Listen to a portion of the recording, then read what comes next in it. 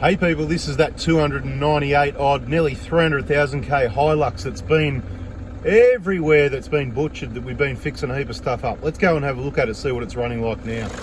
Right, this is kind of our final inspection. We've been working on it. It's been here for about a week and we've been working on it for days, and there's been lots of complications, and we run out of spare nuts and bolts and things that were wrong and missing. And firstly, I want to say, from memory, I'm pretty sure they said it's an ex-mine vehicle, and I would believe it's an ex-mine vehicle. I'll show you why, so you can hopefully pick one out yourselves.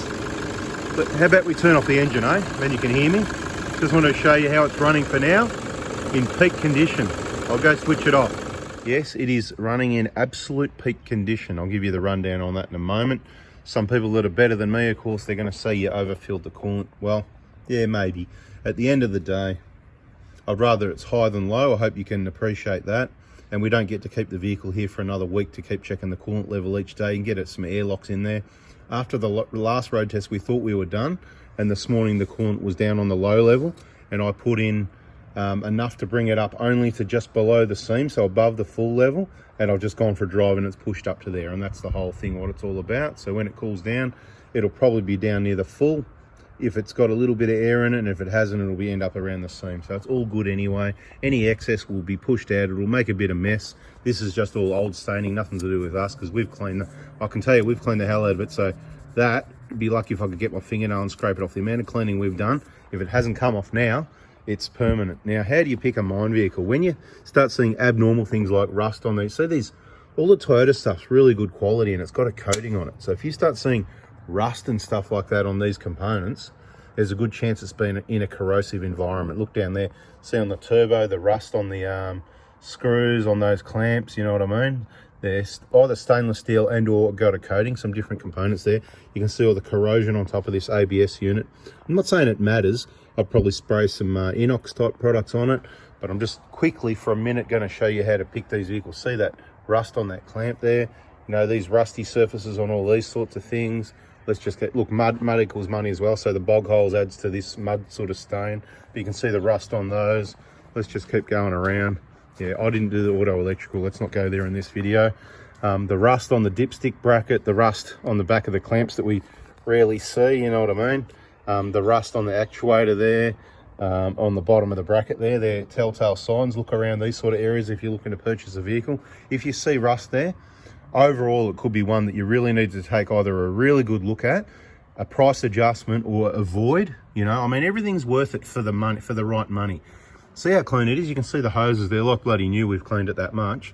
But the clamps, you know, you can just see that it's not a normal thing. Top of the pump's normally got a bit of that rust on it. No, this is not the end of the world. I'm just saying, I'd spray it a little bit. Just beware. See the top of the EGR valve, bit of corrosion. But okay, so this is where it's at. We've just done a massive job. And before I go through it, I'm not trying to chase work or anything. We're busy. We're actually, by the time you see this video, we're probably closed at the moment for winter break, you know, cleaning up, workshop maintenance, restocking the parts. We just can't just keep, you know, it's not like we've got a team of dozens of people. You can't get people to do things right. I just do things right the first time. So that leaves it to me, or minimal amount of assistance, not many people to help. So while we're limited, you know, that's what it is. So this is what we need to be able to do. Let's have a look at that rust. So what we've done on this one, and I just want to point, actually, prices haven't changed for pretty much, I mean, for a lot of years. I mean, even before the C word, the prices we're charging now, we were charging before. So I reckon that's a pretty good thing, you know what I mean? So obviously there's a few variables, but I just sort of realised, I went, actually, you know, I want to put the price up more because we need to put the prices up. Cost of living, everything's higher. But I just kind of go, we're that busy, we're making enough money, we just don't need to. So we're absorbing it. We were expensive back then, we're expensive now, but we're not any more expensive than we were about 5 years ago. So that's my point, okay? Obviously on your injector kits and stuff like that, they've probably gone up a bit because there's a lot of other associated costs with that. But I'm talking about the jobs in the workshop. They were always good value for money, getting it done right the first time. You're often paying less than what you could pay at another place. And like I said, getting it done right the first time, injectors with pipes and everything. So what we've done on this one, it's basically a full birthday. So this one is nearly 300,000 Ks. It was running pretty average. He was complaining on power. So the engine's now in peak condition. When I say the engine's in peak condition, It's not a new engine. It's a 300,000k engine with whatever maintenance it's had. But the 1KDs are a tough engine. That's why it's still here with crap maintenance, to be honest. You know, it's had the original injectors for 300,000Ks. They are part of maintenance, and I will call that crap maintenance, okay? And it's still here ticking away. So don't talk to me about, the pistons are no good and whatever. And I'll have another video saying, people are asking why new engines? Why can't you just fix this and fix that? We'll talk about that in other videos. So subscribe and turn the bell on if you want to hear answers to those queries. So we've done injectors. Of course, with new injectors, you've got to get new fuel pipes. That is in bold in the Toyota, you know, it's got to be done. New pipes. So you can see the shiny new pipes there. The clamps are up there. There was a number of nuts and bolts missing. There was heaps of trouble working on this vehicle. You can imagine from all this rust and corrosion, plus then the mud equals money. It's been through a lot of bog holes. You can see some of the remnants of the mud and stuff like that. He's had it 5 years. Young blokes love the mud, right? But he might be wising up a bit now. I think he's, you know, he's okay with spending the money, whatever, but he's going to probably wise up and go, I don't want to waste the money. Now that clamp's missing. We're out of those. So you can pop down to your local Toyota dealer. If we give you your car back and we haven't got one of those, it's because we're out of them. Sometimes we can't get things. And it's this busy and restocking parts that I'm talking about, because I'm telling you now, we've got hundreds of Toyota parts in stock. We've got pretty much everything we need for a job, but every now and then we do run out of things, like these bolts at the top here. I think we put 2 new ones in there, something like that. Or I'm not sure, maybe we didn't have enough, whatever happened. So there was like 2, I don't know if there was 2 or 3 missing, whatever. I didn't take that cover off and put it back on, so I'm not 100% sure, but there's 1 still missing there. I thought there was 3 and we needed 2. I thought we got 2 new ones out, so there should be 5 here, but you know what? There's only 1, 2, 3, 4. It's not going too far. It's got more in it than it had before, and it even rhymes. So there you go. So it's had a full manifold clean. Obviously, all the main parts, we've got all the gaskets and everything still in stock. Just things like that clamp. I want to point that out. There's also another clamp. See this one here? Between the fuel lines. Sometimes there's a clamp, a big to small. There's a number of different clamps around, and we have a number of different clamps there, but I've just got so much going on between, obviously, the parts kits, educating you guys with the YouTube channels, which I'm sort of saying, please watch it, so make it worthwhile for more people. Share the videos out to people. And, you know, obviously that you can't move the parts out unless you get the parts in. So we've got to order parts, we've got to receive parts, count stock, put it on the shelves, organise things so that we can get it back off the shelf and pack it and put into your kit. And this is one of the things that we run out of. You get them at the Toyota dealer for about 10 bucks. Just go in, you'll have to look at pictures and say the clamp that goes on the heater hoses that run along the outside of the E-jar cooler, if yours is missing or broken. This one had half a clip there, which is no good, so we just got rid of the other half. But look, you know, manifold clean, new air filter. Air filter was clogged. Obviously the clean MAF sensor, the new fuel filter, genuine fuel filter. It's had an oil filter change because this is the one that had that leaking oil filter. There's no other videos on. There's a few from the oil filter thing. There's a few videos having a bit of a whinge and complaining about a few things. And to be honest, we just had to get on with it because it was creating delays. You know, there was things like, we're up here, we wanted to undo the wire off the glow plug rail at the back there to get to the bolts for the manifold. It was just seized. It was going to break the glow plug rail down in behind there. We didn't want that. So then we had to work around with different tools.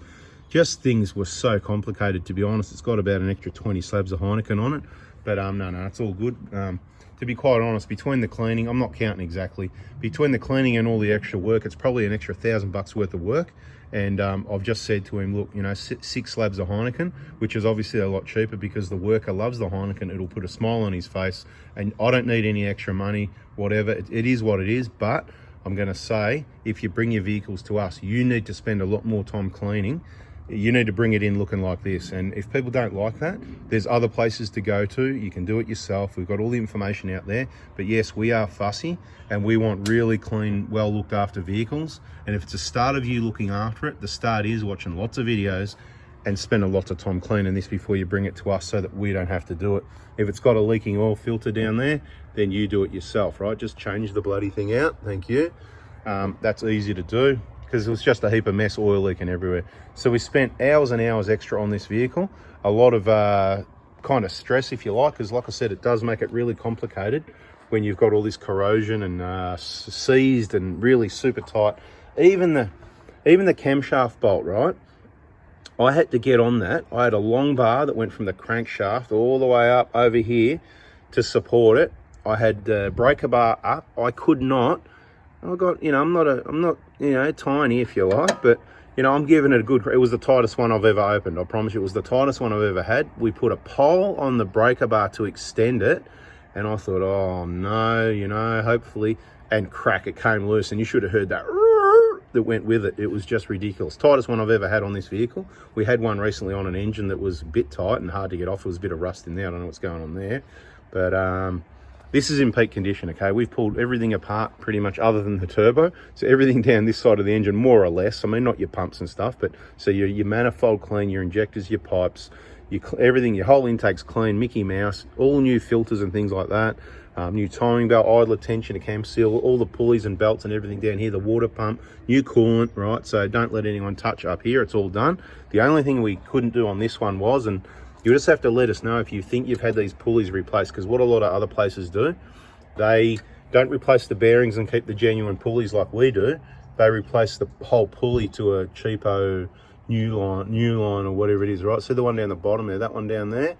That's that one down there, that's a new line or something like that. So of course we can't change the bearing for that one, and you can't buy that pulley separately. You got to buy the whole tensioner. So if you're up for that $500 because the previous workshop probably threw away your good pulley when you could have just got a bearing. But anyway, that's what we do. So that's what's on there. If it gets noisy, then just change it again, or at some point grab a tensioner. I mean, at, you know, 450,000 Ks by then, if you're still running the vehicle, awesome. And grab a tensioner. But I'm going to say it again, a vehicle like this, even though the work's done now and it's Mickey Mouse and it's done as per factory how it should be, it's very high risk for a cracked piston. Why? It's done nearly 300,000 Ks with the original injectors. Simple as that. It's a 4-cylinder still. It's in a Hilux. It's got a bull bar, it's got light bars, it's got driving lights, it's got all sorts of things blocking the airflow and adding weight to the vehicle. It's all contributing factors, you know what I mean? It's got the brush bars on the side, it's got bigger tyres loading it up, it's got snorkels, it's got roof racks, awnings, high lift jacks, it's got toolboxes on the back. It's just heavy, okay? So it just adds to the load of it. It'll probably be fine, right? Hear what I'm saying? It'll probably be fine, but it's certainly high risk. So anyway, that's about it. It's not a service. I'm just doing some final checks around here while we before we give it back to him. But yeah, pretty much everything's done under the bonnet as far as service and tune up under the bonnet, and full maintenance on injectors, pipes, everything's clean. That's why I say it's in peak condition. It's got fresh squirters, pipes, it can breathe properly, everything's clean and clear. There's solutions here and there for different things, you know what I mean? And there's a new air filter, MAF, clean, MAP filter, fuel filter, oil and filter. So this thing is in peak condition as much as that engine can be. A new engine, you might go, oh, it'd go better with a new engine. To be quite honest, it won't go any different with a new engine. These engines, they are bloody tough engines, I'm telling you now. I've I've had these vehicles at 200,000, 300,000, 400,000 almost, this sort of kilometers. And then, you know, you put one with a new engine and drive the same vehicle and you go, you know what? To me, it's just the same. I'm sure, you know, the owner might go, oh, that's better, because it's like a big birthday. You got a whole new engine, sometimes a new turbo as well, optional sometimes. People got to go, get on the videos, learn about the injectors, get on the EGR playlist, learn about the intake, learn about what maintenance you need to do, start looking after it, careful where you take it, because things don't get done right. This thing's been butchered all along the way. We can only do what we can do with it. We've done, you know, it's a 90% thing. We've done as well as we can, but sometimes they've done things that we can't undo, if you know what I mean. But in this case, look, it's pretty good. What I want to mention in this video, so in case we forget, this radiator's had a repair as well underneath here. There was some repair goo going on. So what I'm recommending is to certainly keep an eye on the temperature in case this does somehow break or pop off. I don't think that's going to happen. And I'd be scheduling some maintenance of a radiator replacement and the hoses, because they just look a bit stretched, and again, they've been messed with. The clamps will be fine, genuine clamps, beautiful, but on this one I don't normally recommend replacing radiator hoses. Again, watch the videos and you'll get a discussion on those. But that top hose there, for sure, just looks a bit swelled up sort of thing.